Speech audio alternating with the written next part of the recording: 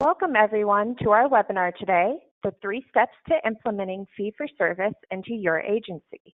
My name is Allison Babberl, and I am the Marketing Content Specialist here at AgencyBloc, an agency management system designed specifically for the life and health insurance agencies. Today we have Cheryl Perez with us. Cheryl is the president of Big HR. As president, Cheryl spearheaded the venture of changing her agency to a fee-for-service model. Today, Big HR is a full-service consulting agency with 70% of its current revenue coming from fee-for-service contracts. Welcome, Cheryl. We're excited to have you with us today. Thank you so much, Allison. I'm so excited to be here. We're excited to have you too. In this webinar, we're going to discuss the 3 steps Cheryl pioneered and followed to implement fee-for-service in her agency. She will share her reasoning why and how you, too, can follow these steps to begin your transition. Then, at the end, she'll stick around to answer your questions. Please ask questions via the chat window throughout the presentation, and we will address as many as we can at the end. If we don't get to your question at the end of the webinar, we will follow up with you afterwards. The chat window is available in your control panel in the upper right-hand side of your screen. I know there's a great mix of both clients and non-clients today, and I want to quickly speak to today's discussion. As an organization, we strive to provide valuable education and educational resources. Some of our content is specific to capabilities within AgencyBloc. But again, our focus is simply valuable information independent of our product. When it comes to fee-for-service, I'm happy to share that this is a business need that our product team is currently researching. But we want all clients to understand we do not have any related and active projects on our roadmap. Okay, let's go ahead and get started. It's all yours, Cheryl. Thank you so much, Allison. I'd like to begin by thanking everyone at AgencyBloc for inviting me to share in today's broadcast. And I'm very excited, actually, to talk to what I feel is an audience that I connect with very, very closely, the insurance agent or agency who has really been, over the past few years, contemplating how they can really begin to change their organizations and implement some fee-for-services, which can be a very difficult transition. And it's a question that I think is on a lot of folks' mind, as it was mine a few years back. So we're just going to get started with a little bit of information. I'd like to introduce myself. Again, my name is Cheryl Perez, and that is Sherry down in the corner. That's my Bitmoji. I don't know how many of you guys have a Bitmoji. My kids absolutely talked me into creating one, and I just like to call her my alter ego. So she's going to be helping us out today as well. She'll chime in whenever something pertinent or something that she feels is relevant pops up. But I have been in the benefits industry for about 17 years. I started out actually working in major medical sales with a large global provider of health insurance, and then I moved kind of into owning a voluntary benefits agency. It all culminated, however, when in 2013, we began converting our full service brokerage firm into an HR consulting and outsourcing firm, which is today known as BIG HR. I do belong to several organizations, and I sit on a lot of nonprofit boards. And in my life prior to working in health insurance, I think that my focus was ultimately helping organizations build their capacity. So I loved helping businesses grow, nonprofit organizations grow. And so that kind of lended me to getting where I am today. And I love what we're currently doing. And I'm also a proud mom of 6. I live in the Cleveland, Youngstown area, and I'm very excited to partner with AgencyBloc in order to share what I've learned with you guys. So today we're really going to focus on 3 main areas. We are going to explore the 3 key steps in implementing fee-for-service. We're going to really do a high-level macro discussion today, and we will be offering follow-up fee-for-service part 2 and fee-for-service part 3 types of webinars in the near future. But today is really to kind of focus on evaluating where you are, helping you get your mindset where it needs to be, kind of currently examining what you offer, and if you have the desire to identify new opportunities. And then we're also going to spend a little bit of time today really macro on your infrastructure and really what it does take in order to move to a fee-for-service model. And so really, it's Examining today's industries, we are going to discuss the insurance agency of the past versus what we're all facing today. And we're going to talk a lot about the evolution of the client, because that's really relevant to what you choose to offer as a life and health broker and as an agency owner, what you're going to be able to move forward with, what's going to be the easiest service offering to transition with, how you're going to grow your agency, and then how to really incorporate the fee for service model so that you can transform your business. And then I'll also share a little bit about my journey, my results, my experience, and what my next steps are going to be with really diving into focusing on helping other agencies make that transition. So first step one is evaluating where you are and where you want to be. And so in order to do that, we have to really know where we've come from. So I always like to start with the insurance agency of the past. 4 years ago, well, actually, it's about 5 years ago at this point, I was just like you. You know, most of you out there, I was building my book of business primarily with insurance products. And I never really truly thought of the insurance products that I was working with as a true piece of human resources. I never really put those two pieces together, but they really are a huge part of what HR is made up of. You know, oftentimes right now people say, what are the key factors that I should be thinking about when I'm thinking about my human resources? And benefits is a major component of human resources. So at the time, my book of business was primarily focused surrounding insurance products, but I was really just a piece or a small facet of what we know to be a huge human resource industry. And I was developing my clients, providing them with the same services and products every year. I was very excited about my renewals. I was excited about the idea of retiring with residual income that could only be stopped if I stopped delivering for my clients. My average commissions were 5 to 40% on the premiums that I quoted, and then I basically put on a spreadsheet and was able to kind of go out and display and sell. And I was also in the focus of recruiting lots of salespeople.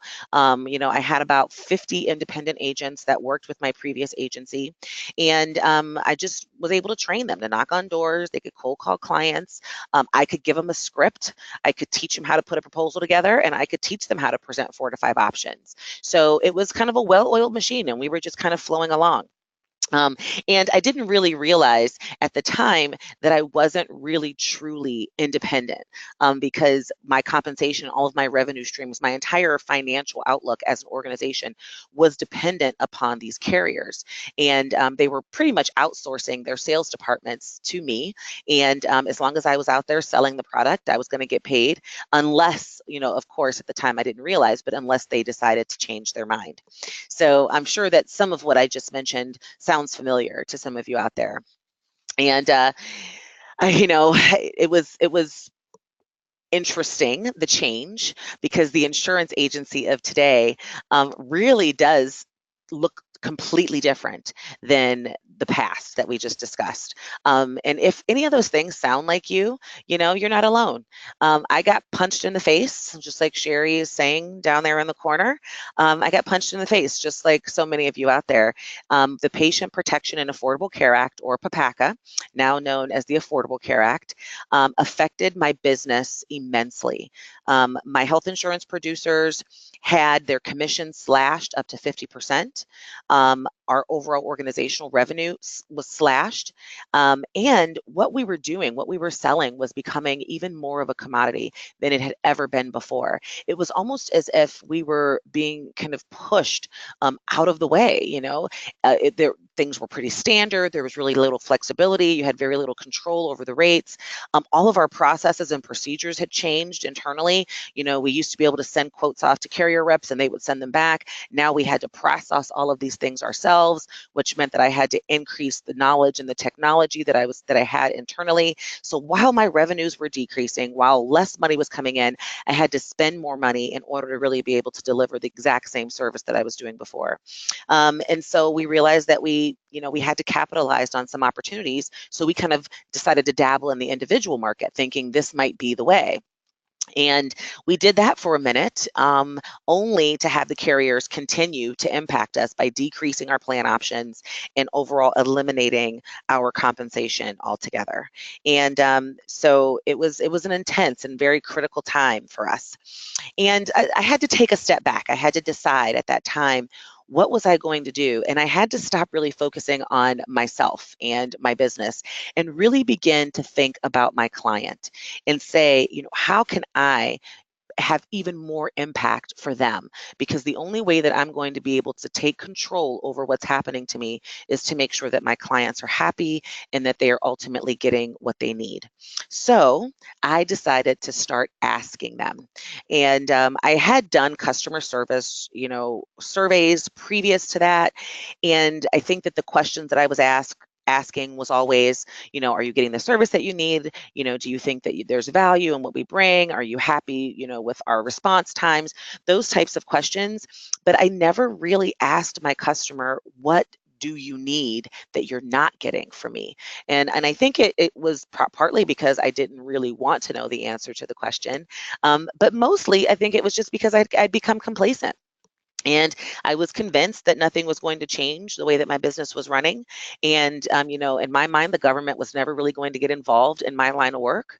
And obviously, I was sadly mistaken. So after I began really asking those questions to my clients, some very surprising and shocking things, came to light for me. Um, First, a lot of them were already having conversations with other people who could provide them with human resource solutions. And they never really thought of me as a human resource consultant for them. I was their benefits broker. That's who I was. Even though I was a huge part of what their human resource department was made up of, they never really thought of me as someone who could help facilitate the other human resource needs that they had. And they were way more educated about their options and their responsibilities than I realized. There were a lot of conversations that were taking place between them and others that I was not privy to, because they really only had benefit conversations with me. I mean, every now and then I'd get a question about Cobra, or if I knew a payroll person, or if I, could give them a referral for a different service. And even sometimes I wasn't even aware that I was giving them referrals into who would eventually become competition for me. Because as you guys know, payroll providers started diving in a little bit more into HR and offering benefits. And then, we had so many things with benefits, and it just became a crazy market. But for years, I was literally referring my clients to competitors without ever thinking, I need to be providing them with this service. And all of my clients told me that they have very high service expectations, that they were higher than they had ever been before. They wanted more consulting when it came to human resources. They didn't just want someone who was going to quote and shop for them. They wanted to offer more benefits without adding costs, and they were looking for innovative ways to do that. And they also wanted one-stop shopping. They wanted innovative, cost-effective benefits. They wanted compliance. They wanted education. They wanted HR strategy, and they wanted added value. But the most important piece of what really, like Sherry says over here in the corner, what? The most important piece of what I learned is that they were willing to pay for it. And I think that that was what was keeping me in the dark for so long. I could very easily go out to a client and say, I'll shop this plan for you. It won't cost you anything. The carriers actually pay me for helping you out. You don't have to worry about it. But I really hadn't prepared what my 30-second commercial would be when the carriers decided to stop paying me for it. And so I flat out said, if I could give you this one-stop shopping experience, if I could bring you the true advising and the compliance and the education and the HR strategy, would you be willing to pay me for it? And a resounding yes is what I heard. And that really gave me the confidence to begin the journey from being what I consider really as a carrier rep, an independent carrier rep, to truly being an HR and benefits consultant. And so I pose the question for everyone out there, and these are things that you really do have to think about critically as you begin to determine whether or not you can or want or need to make this transition. You have to figure out where you are and where you want to be. Some of the answers that I received from my clients at the time were scary answers. I thought, geez, am I going to be creating an entirely new business? In essence, I was, but I had to ask myself the questions, and I pose these questions for you to really ask yourself as well, because this is really the first step in making the transition. Are you planning on staying in this industry? Because if you are, you're going to have to move beyond just the commodity of insurance products and move into a realm where you really do see yourself as an all-encompassing HR consultant, because that is a real, true market need. Um, are you still at a point where you're trying to grow your big book of business, or are you focused on just retaining your clients? And that's really important as you determine what services you want to provide and which ones you want to roll out that are new and which ones you actually want to put a price tag on. Um, are you at the process where, at one point during this entire ACA thing, I was like, maybe I should just sell the whole thing. Maybe I didn't do a good job at getting my kids licensed so I can pass this thing down. So the question for you is the same. Are you preparing your agency for sale? And if so, what are you going to put in place in order to make sure that the next person can move forward, regardless of what's happening around them? And if you are planning on passing it down to a protege or a family member, or if that's your long-term goal, are you really preparing them for what the current market dictates?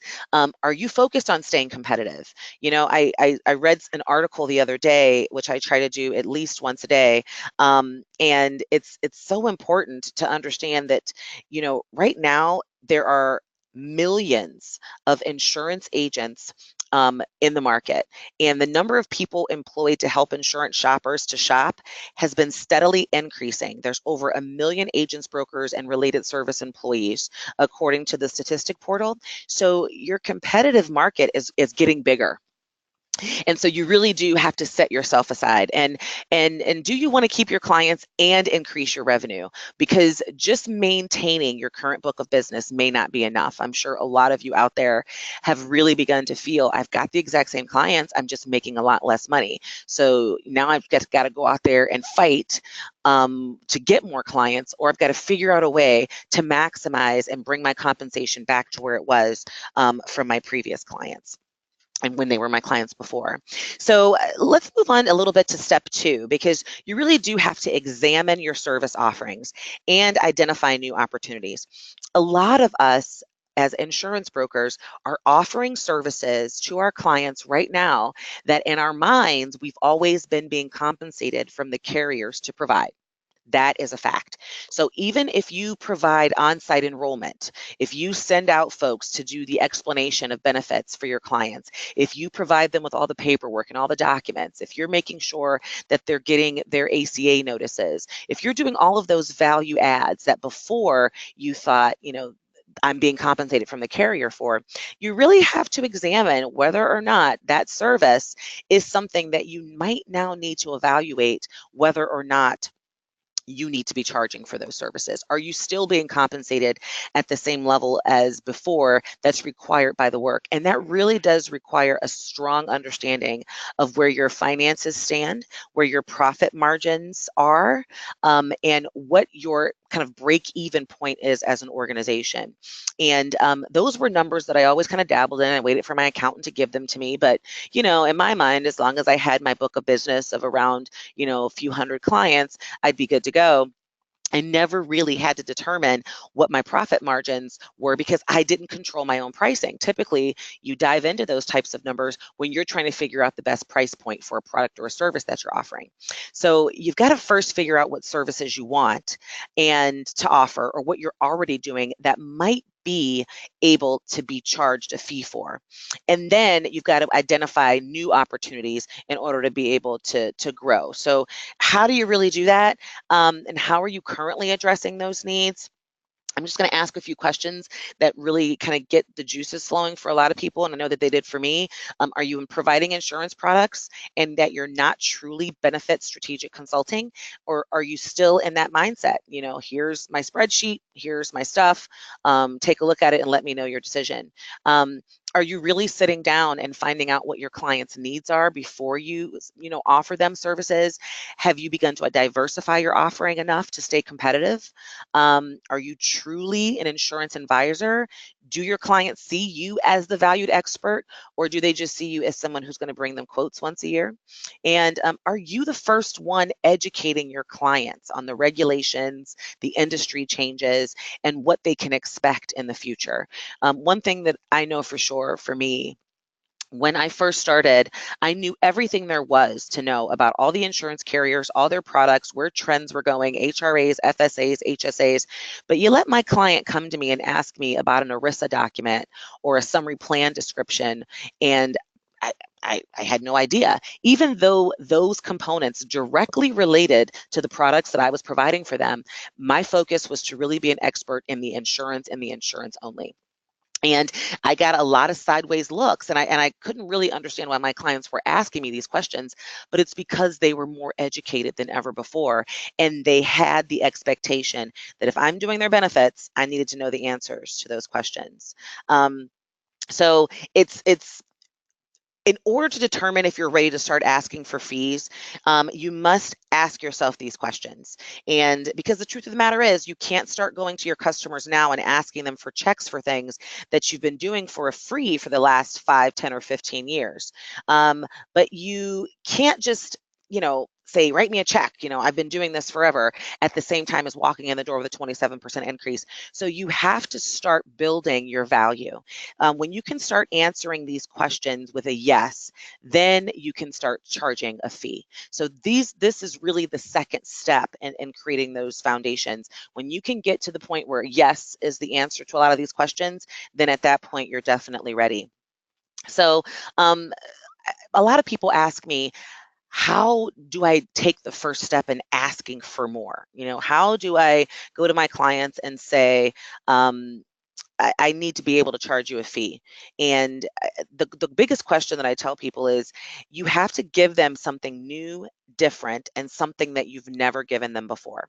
So I ask, how do you currently address those needs? Professional advice is a very simple concept, but it's very often overlooked. Um, the insurance broker is really there to provide an in-depth consult before and after the sale. But as the insurance broker, you really are their first and most trusted human resource advisor. That's who you are.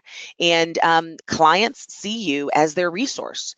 And they not only expect that you're going to solve insurance-related problems, but they really are looking at you to be a risk management consultant for them. There is nothing worse than having a client that you've been doing their insurance for that gets a Department of Labor audit, and now all of a sudden they owe all kinds of fines and fees related to being in non-compliance for their benefits package, but you're the benefits person. It's the fastest way to lose a client and to tarnish your reputation, for sure. So professional insurance organizations do practice continual product improvement by evaluating the needs of their clients. And your job is to really develop the solutions to these future problems so that you can really be seen as the true HR consultant. And you're already there. If you are dealing with benefits, you are already more than halfway there, because your clients realize that benefits is a huge part of their human resources. But when you decide to take it a step further and beef things up a bit, you will realize that this type of customer service approach will produce additional revenues for your agency and will increase your clients' retention, and your clients will pay you for it. And Sherry is down there in the corner saying, just saying. I mean, I'm just saying. Your clients will pay you for it, but you've got to show that you can bring that value before they will. So let's talk about how to grow your agency in today's market. And there's some really good tips. You must offer a wide range of options and diversify your products. You also have to diversify your revenue streams. One of the biggest things that I felt, and that a lot of you might be feeling out there, is I don't know how to make this fee for service work, but at the same time, I want more control over what I'm worth. Because when you're getting paid simply from commissions from carriers, regardless of the product it is, whether it's legal, legal services, or whether it's, insurance products or voluntary products or telemedicine products, regardless, the carrier ultimately determines your worth and they pay you for it. You have very little control. When you move to a fee-for-service model, you are legitimately determining your own products and services, and you are determining your own pricing for those services. So there is really nothing that can affect the change. You get to decide from year in and year out how much you want to charge, when you're going to charge, and what you're going to charge for. So in order to be able to I started, and how BIG HR started was really truly with what I felt was the most natural transition for us. I wanted to make sure that since I was offering benefits, that I could also offer benefits compliance. That was my first step. And ACA was the hottest topic at the time. And it was so confusing. It was a perfect opportunity for me to embrace it, even though I was very angry with the legislation. I decided to embrace it so that I could become the expert in what my clients' risks really were, and I could sit down with them and actually help them develop a strategy and provide them with the tools in order to mitigate those risks. And when I immediately began doing that, who I was to them changed drastically. I was no longer kind of a spreadsheet person just bringing out rates and constantly bringing bad news every year, because we were, pretty much dealing with inevitable increases every year. I was the person that was in the same category now as their legal, advisors, as their accounting advisors. I was their HR advisor, and I was sitting down with them, finding out what their business goals were, and coming up with a real, true, concrete HR plan in order to be able to help them. And so I had to stop and think, what could I add to my service offering that would make sense to my clients, that would make sense to my staff, and not undo the last 15 years of growing my agency? So benefits compliance was the fastest and easiest way for me to begin. And HR was very attractive to expand into. Any and all aspects of human resources can be outsourced, but 80% of companies out there really start with at least one HR activity when they outsource, and then they grow from there. And the easiest transition for me and for many of you out there will be benefits compliance, just kind of rolling that in as an add-on service that you can charge for. So how do you do it? First, you have to determine what you're willing to learn and implement yourself. I evaluated a lot of different things, and I didn't know if I wanted to build the infrastructure, the pricing, all of those things internally in order to be able to offer this, or if I just wanted to kind of outsource it and work with a partner. So I did a lot of evaluating of our finances, our revenue, and like we started talking about at the beginning of today's presentation, I had to figure out really where I was in my agency life cycle. I still had a long career ahead of me. I wasn't ready to sell. I wasn't ready to pass it down to my children. I was still building and growing. And so for me, it made a lot of sense for me to determine, okay, this is where I need to begin building an HR team internally. We work with a lot of brokers, life and health brokers around the country. We partner with them, and we in essence, provide them with their benefits compliance arm.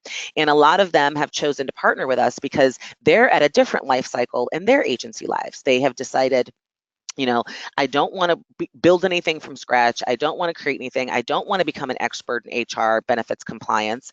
I don't want to become an expert in additional products. I don't want to develop plans and pricing structures and hire staff and build technology and processes.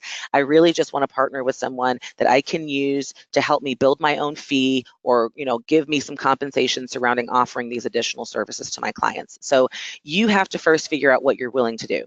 If you want to become the expert in HR benefits compliance and round out your service package, and develop your plans and your pricing structures and staffing and infrastructure and processes, then you want to build your own HR infrastructure. If not, the option is obviously to partner with someone who will help provide that for you. And, in our next fee for service 102, we'll be diving more into the specifics surrounding for those agencies that determine they want to develop plans and build pricing structures and staffing and infrastructures. We will have future webinars to help address the specifics of those things. But also having, for those who say, no, I just want to find a good partner, you also have those options out there as well. So I am going to dive a little bit into building your infrastructure and kind of what goes into that, because as you're trying to figure out which might be the best fit for you, you might be thinking, well, Cheryl, what is really entailed in building it myself? And so infrastructure is absolutely critical to adding fee for service. It is I can't even tell you. There's so much specific need that had I honestly known back then what I know now, I may have decided at that point, no, I just want to partner with someone else. But my technology, your processes, your procedures are critical. You must be able to track all client interaction and all contracting and service delivery. You must be able to bill and invoice your clients directly. So you kind of have to build an infrastructure around accounts receivable, and not just accounts receivable from the carriers, but accounts receivable from people who are actually writing you checks. You also have to build processes surrounding the processing of all of those compliance services or solutions or documents. You have to make sure that you have strong contracting in place. So the actual service agreements that provide with confidentiality and protection and indemnification. You have to make sure that you've got a good market and a marketing team, because at this point, you're no longer really marketing carrier using carrier materials or carrier products and services. You're really using your own. And so building a marketing infrastructure was critical. My service team, my delivery team, my deployment team, they all changed. And then there was a whole different level of printing and mailing and producing and training and learning, not to mention the errors and omissions that takes a whole different level. Our regular insurance E&O does not cover offering HR consulting services. And that was something that I learned can be, very intense, and it's very closely watched and regulated, because obviously there's a lot of regulation surrounding it. And then, one thing that I found was different was I mentioned earlier on that I had a team of about 50 producers. And by the time this entire transition was done, I was down to 10 producers. And I think the biggest reason was because my sales team was trained to sell a commodity. They were trained to sell a product, but they really were not trained to sell a consulting service. And it is an entirely different sales process. And so the people that I had recruited and trained over all of those years, some of them, really rose to the top. And I figured these folks really can work with consulting services as a sale. And some of my producers just couldn't do it, and also just didn't want to do it.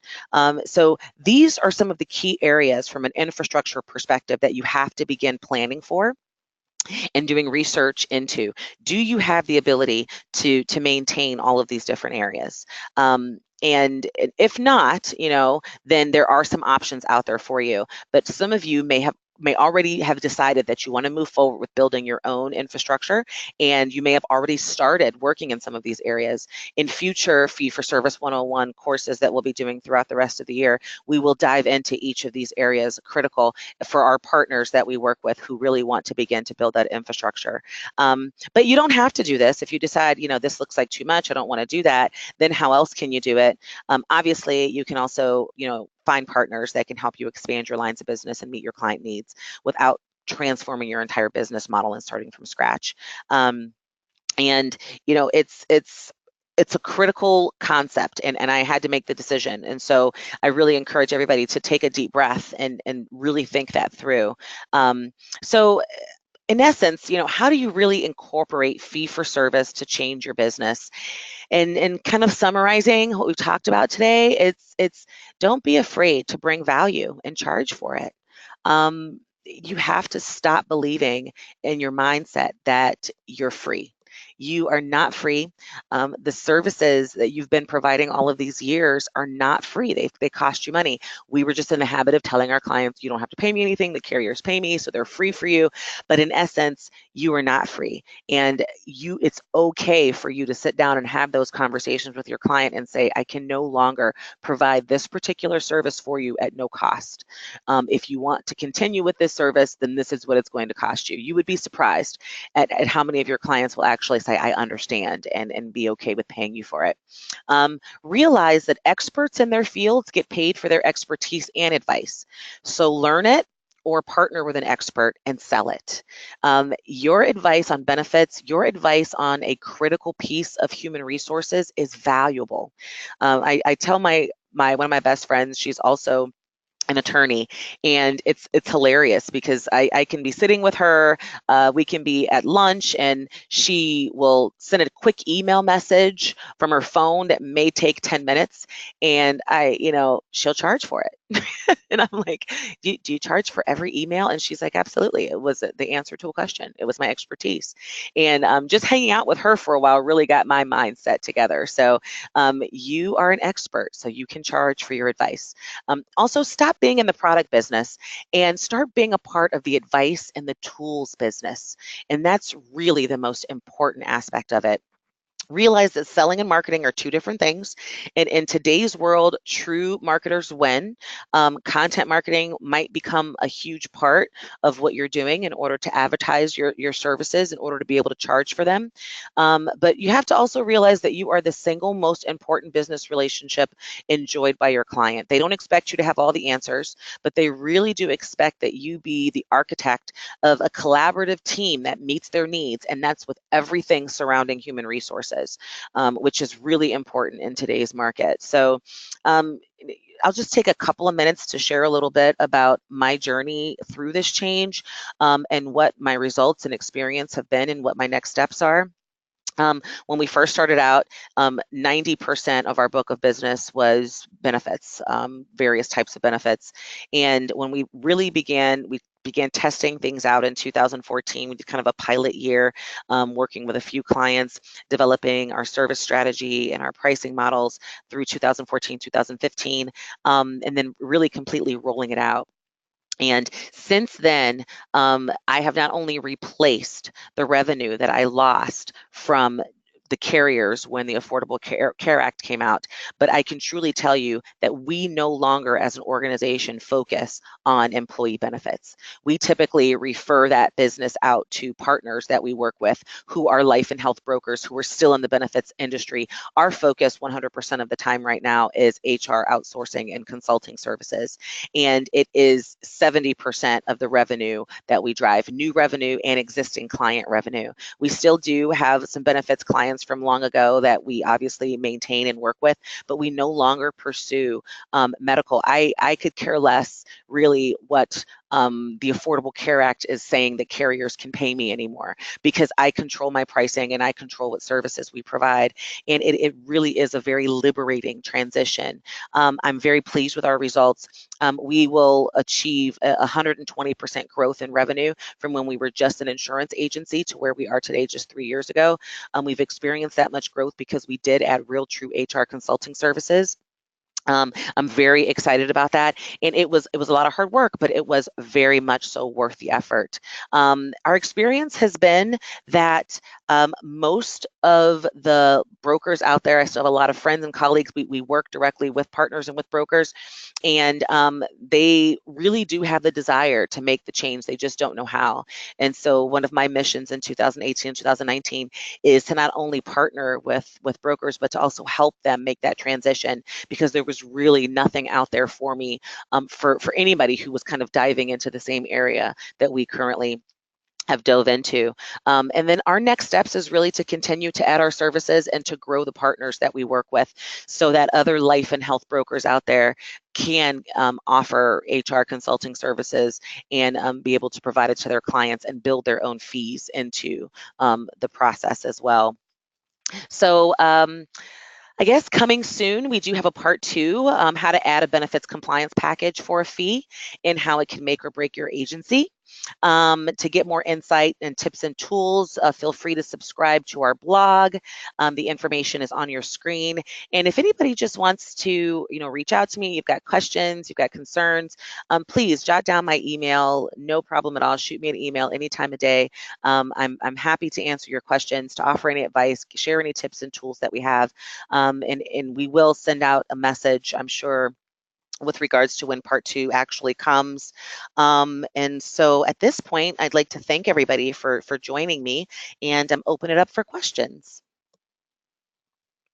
Thanks, Cheryl. That was great, and I'm sure everyone really enjoyed. I'm sorry, what did you name the little picture of you? My Bitmoji, Sherry. Yeah, Sherry. There she is. I She's really enjoyed down. Sherry. Well, Well, we've had some really great questions come in, so let's just get started with those. Okay, go for Uh, it. one question was, how did you start those conversations with clients about now changing for service charging for services you didn't before? Yeah, it was it was some things that I definitely lost some sleep over. And I had to really start out with the clients that I had very strong relationships with. And oftentimes those conversations were just kind of a keep it real session. I remember my very first conversation with my very first client about this. We were doing full blown benefit support, which is now a service that we automatically charge a fee for. But at the time, we were putting enrollers on site. We were providing forms and flyers and collecting all the waivers and processing them. And it was just automatically included. And so their renewal came around and they had dropped down to a per head commission. And I said, your renewal's coming around. I'd like to take you to dinner and pick your brain on a few things. And that conversation really did just start out with me telling her how my compensation had been cut so drastically.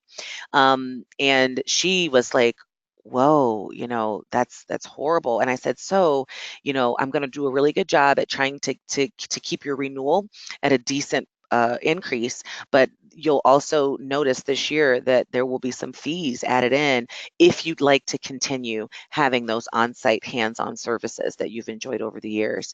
And it's totally your option. You can, opt out of those, and we'll still do the back office things and and handle your terminations with the carrier and be kind of your middle person. But me sending people out to you on site and providing you with all the forms, I have to add a fee in for that package. And she was the first one to say, no, I absolutely understand. And we do want to keep that service. So just let me know what that's going to be. Get me a proposal.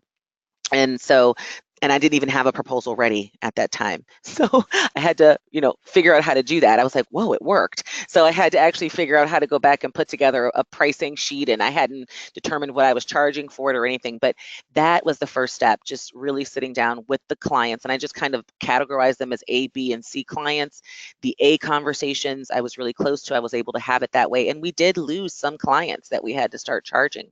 But I really used the benefits compliance package as the first fee for service because it was something new.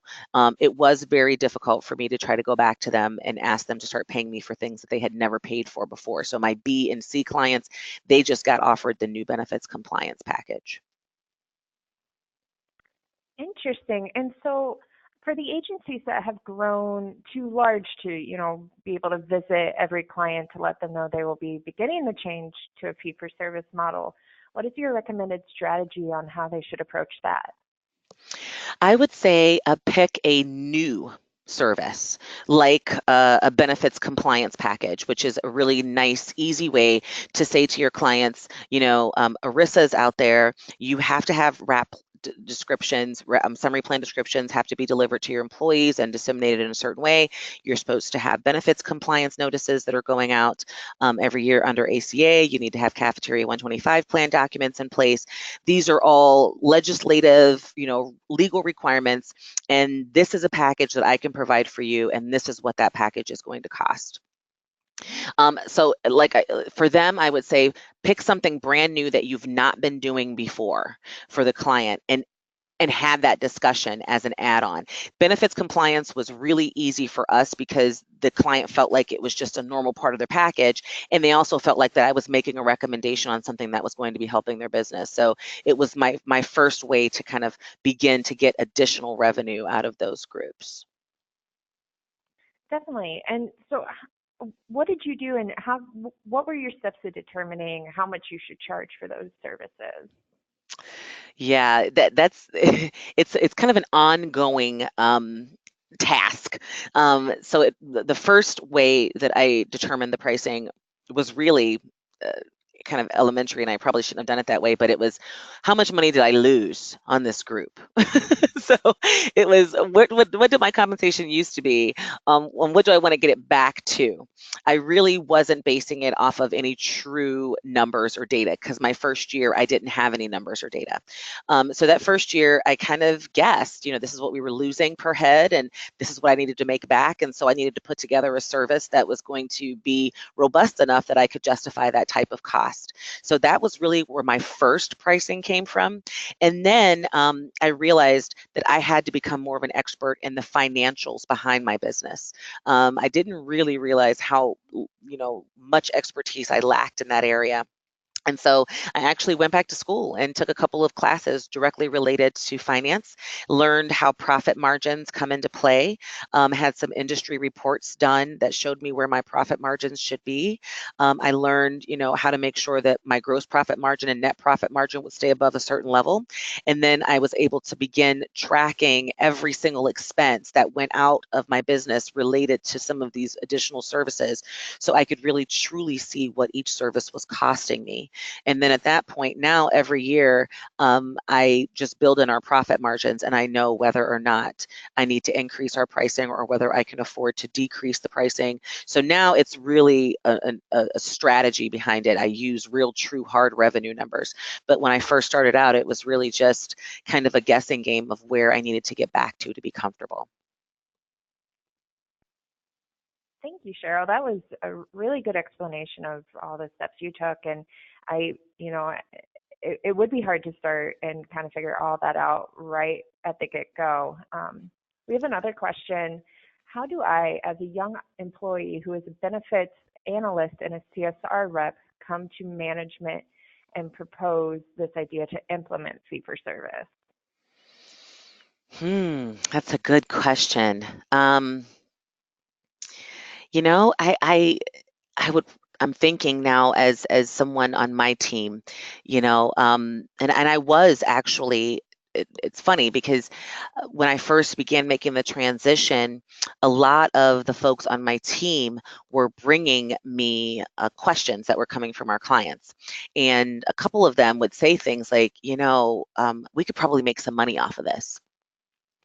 And, I thought to myself, oh, I don't really want to do that. I don't really want to get into it. But the one rep that actually came to me with a real concrete plan, the first time I really thought about it, was aware of where our revenues were going, because we were very transparent as an organization in saying we've lost this much money, or we need to grow by this much, or this is where we've looked at. And they really did the math and came in and sat down with me and said, Cheryl, this is how much money we've lost over the past, 15 customers that I've worked with. This is an area that I think we could really tap into, and we could make this much money from doing it.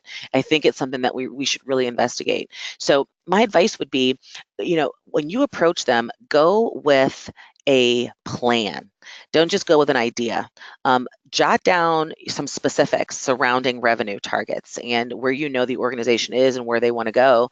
And having done the math, that was when the conversation became real to me, when I could visually see this is the kind of idea.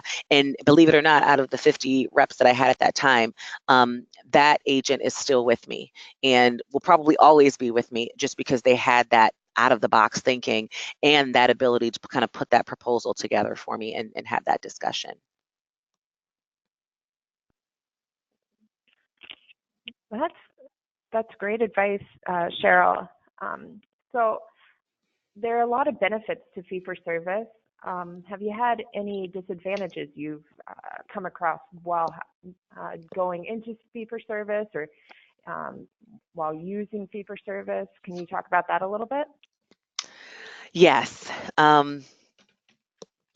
Fee-for-service, while it's great, we've talked about some of the positives. Some of the negatives that I've experienced has been, I never really had to chase anybody down for fees before. If a carrier didn't pay us, it was because the client didn't pay them, and I could make a quick phone call to the client, make sure everything was okay, and say, they're going to term your coverage. And so that was enough of a motivation for them to go ahead and and pay their health insurance costs. But I would probably say your billing infrastructure needs to be very concrete and very sound, because you have to kind of have a very specific process in place in order to be able to make sure that you are getting your fees.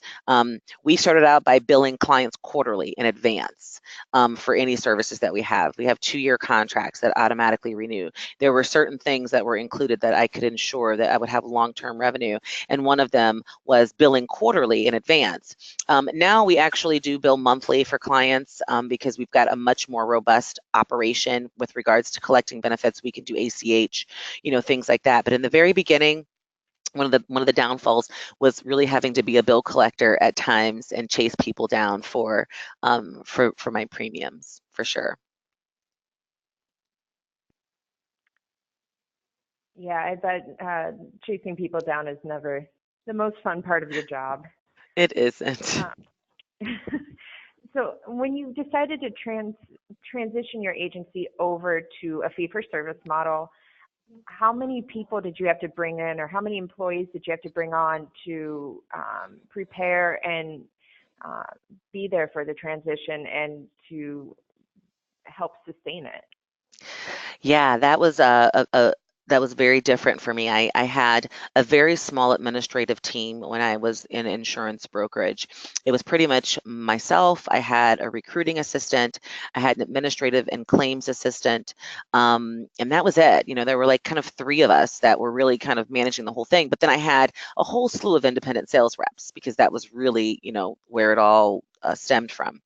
And then every now and then I might have an intern or a part-time person that would come in to help facilitate certain times of the year, like, huge times of the year, open enrollment, January 1 effective dates. I'd have somebody over Christmas break to help and things like that. When we made the transition, my staffing model completely changed.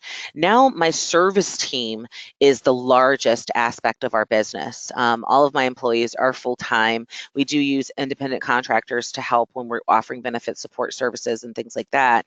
But I have a complete HR consulting team that includes certified specialists. It also includes human resource consulting assistants that are designed to help support our specialists, because our specialists are oftentimes on site with clients. We do offer on-site HR hours as well.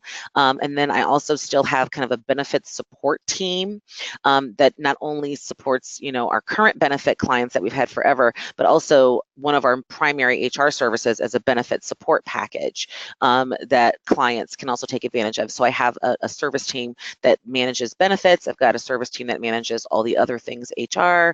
I've got some specialists in compliance. And then I actually have, a full-time VP of marketing, because, I'm out there marketing a lot and doing a lot of work in that area. I've got a full-time corporate trainer on staff, because HR is ever changing and we're constantly needing to be certified and educated and all those things in order to stay on top of it for our clients. And then I also have a full-time IT person, because there is a lot of technology involved in what we do, and to outsource it just doesn't make good sense for us. So I did have to bring on quite a few staff people, but at the same time, I got rid of quite a few salespeople, because it definitely is, a different sale. But I am a lot more service staffed than I was in the past when I was primarily sales staffed. It sounds like you had quite a big transition then when you first moved to the fee-for-service model. It was a huge transition, and the skill and the knowledge base of my service team changed completely as well. Obviously, needing to have certified human resource specialists on staff. And we also, have an independent contractor that we work with that's an employment attorney, who also, our clients are able to utilize, and they review a lot of the stuff that we do. So yes, it was a huge transition, but it works out really well, and I'm very excited about what we do, because we are involved in the strategy behind all things HR, not just, the benefits and the operation side. Right. You don't want to do anything halfway. You want to do it right the first time and do it 100%. Absolutely. Well, that's about all the time we have today. Thanks again, Cheryl. This was a really great webinar. I hope everyone enjoyed it. Just as an FYI, we will be sending a follow-up email with a recording of today's webinar to everyone who registered within the next couple of days, so keep a lookout for that. And we did drop a link in the chat window as well to schedule a live one-on-one demo of AgencyBloc, where you'll get to see the system and get to have any of your questions answered and see the whole commissions module and everything. So thanks again, everyone, for joining us, and have a great rest of your day. Thank you. Thanks, Cheryl.